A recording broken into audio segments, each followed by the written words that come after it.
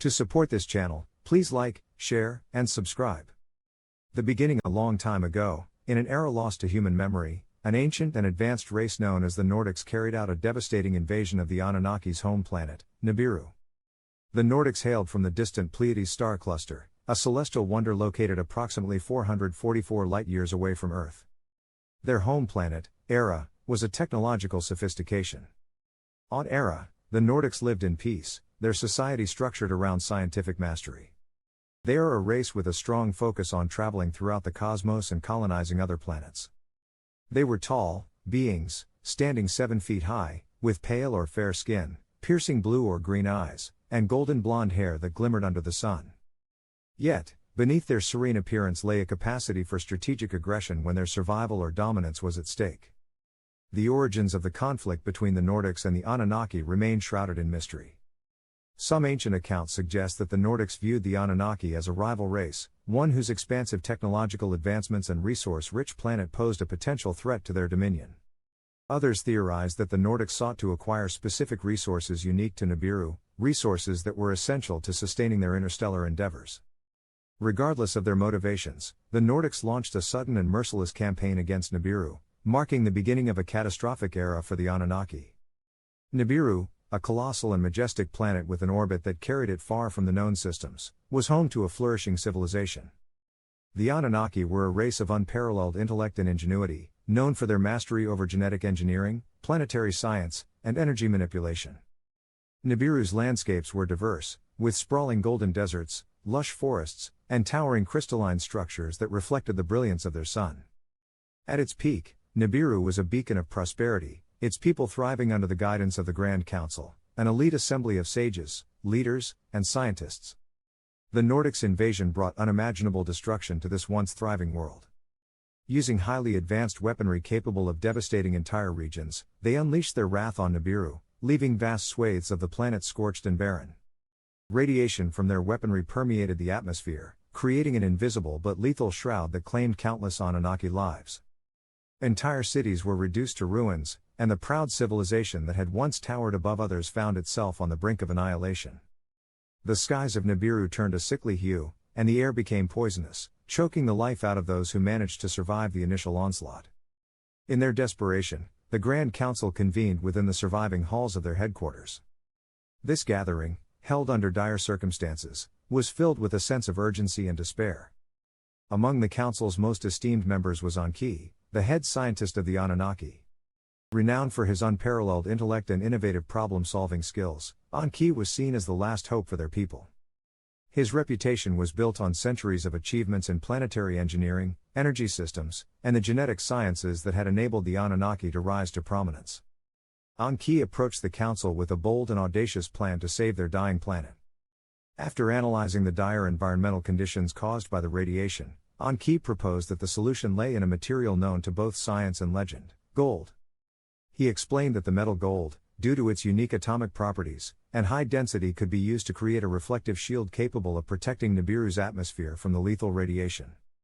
The shield, a colossal feat of engineering, would involve dispersing a fine layer of gold particles into the planet's stratosphere, where it would act as a barrier against the radiation while allowing sunlight to penetrate and sustain life below. The council, desperate for a solution, agreed to Anki's plan. However, there was a significant obstacle. Nibiru's gold reserves had been largely depleted during millennia of technological advancements and infrastructure development. To secure the immense quantities of gold required for the planetary shield, the Anunnaki would need to venture beyond their own world. Anki, in his relentless pursuit of a solution, turned his attention to the cosmos. Through meticulous analysis of star charts and mineralogical data, he identified a small, seemingly insignificant planet located over 3,000 years away by their interstellar travel standards. This planet, known to its inhabitants as Earth, appeared to harbor vast deposits of gold buried beneath its surface. The Council's agreement to pursue the plan marked a turning point in their history. The Anunnaki's survival depended on reaching Earth and extracting its precious resources. The mission, however, required more than scientific expertise; it demanded military leadership and strategic precision. To this end, the Council turned to Anki's older brother, Enlil, a revered and formidable general. Enlil was known for his unparalleled prowess in battle and his unwavering loyalty to his people. His fierce determination and tactical brilliance had earned him the respect of both his peers and his subordinates. Enlil accepted the responsibility with solemn resolve, fully aware of the challenges that lay ahead. His task was not only to oversee the extraction of gold but also to ensure the survival of the Anunnaki during their prolonged stay on a foreign and potentially hostile planet. To accomplish this, Enlil assembled an expeditionary force comprising the Anunnaki's finest engineers, scientists, and warriors. The fleet, consisting of massive spacecraft equipped with advanced mining equipment and defensive systems, set out on its journey toward Earth. They also brought with them an army of slaves called Igigi to mine the gold. Under Enlil's leadership, the Anunnaki established mining colonies across the planet. These settlements were strategically located near gold-rich regions all over what is modern Africa, with each site outfitted with sophisticated machinery capable of extracting and processing the precious metal. The work was arduous and unrelenting, as the Anunnaki faced the challenges of the hot African desert. The gravity, atmosphere, and climate were vastly different from Nibiru's, forcing the Anunnaki to adapt quickly to their new surroundings. Despite their advanced technology, the Anunnaki soon realized that the scale of the mining operation was far greater than they had anticipated. The physical labor required to extract gold in such quantities was immense, and the toll it took on the Igigi workforce was undeniable. As time went on, the Igigi started to die by the thousands. In response to this crisis, Anki proposed a radical solution: the creation of a subordinate workforce to assist in the mining operations. Drawing upon his expertise in genetic engineering, Anki devised a plan to create a new species by combining Anunnaki DNA with the genetic material of Earth's native primates. This hybrid species, which would come to be known as humans, was designed to possess the physical strength and endurance needed for labor-intensive tasks, along with a degree of intelligence sufficient for following instructions. The creation of humanity marked a pivotal moment in the relationship between the Anunnaki and Earth. Humans were first created through a process we now call cloning. The first humans were engineered in the image of their creators, inheriting their physical attributes. Enlil insisted that the human species remained a working force. In order to keep them loyal, Enlil demanded that they should only have basic intelligence and not have advanced abilities to learn and think. However, to prevent the same fate of the Igigi, Anki designed the new human species specifically to thrive in the African environment. Anki placed melanin in their skin to be able to resist the hot African desert. Their nose was made wider to be able to breathe better, as well as other adaptability attributes. The Anunnaki took great care in overseeing the development of their new workforce, teaching them the skills and knowledge necessary to carry out the mining operations. Over time, the humans became an integral part of the mission, enabling the Anunnaki to accelerate their efforts and gather the gold needed to save Nibiru. However, the introduction of humanity brought its own set of challenges. Anki had to ramp up the cloning facilities. However, they were still not cloning humans in enough numbers to make the population sustainable. Anki informed Enlil that it was not good for man to be alone.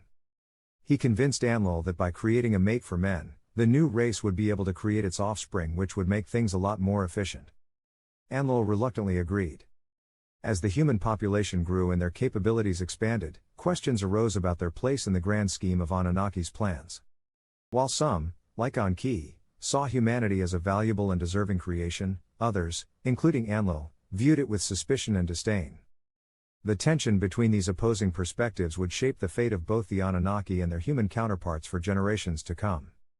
Every 3,600 years, Nibiru would travel close to Earth's orbit. Anki would have their spaceships filled with gold and transported them to Nibiru. The Grand Council monitored the progress of the planetary shield. Gradually, the protective barrier began to take shape, reducing the impact of radiation and allowing Nibiru's environment to stabilize. The Anunnaki's faith in their mission was vindicated, and hope was restored to their people. Yet, the cost of their salvation weighed heavily on their consciences. The destruction of Nibiru, the sacrifices of their expeditionary force, and the ethical dilemmas surrounding the creation of humanity all served as stark reminders of the complexities of survival. In the end, the Anunnaki became more desperate for more goals. Enlil put much pressure on his younger brother Anki to push the new race for more gold production. The two got into a huge argument about the new race. Enlil saw them as mere slaves while their creator Anki saw much more potential. This disagreement that started hundreds of thousands of years ago is at the core of every conflict known to men. Buckle up your seatbelt, because the true story about mankind begins in episode 8.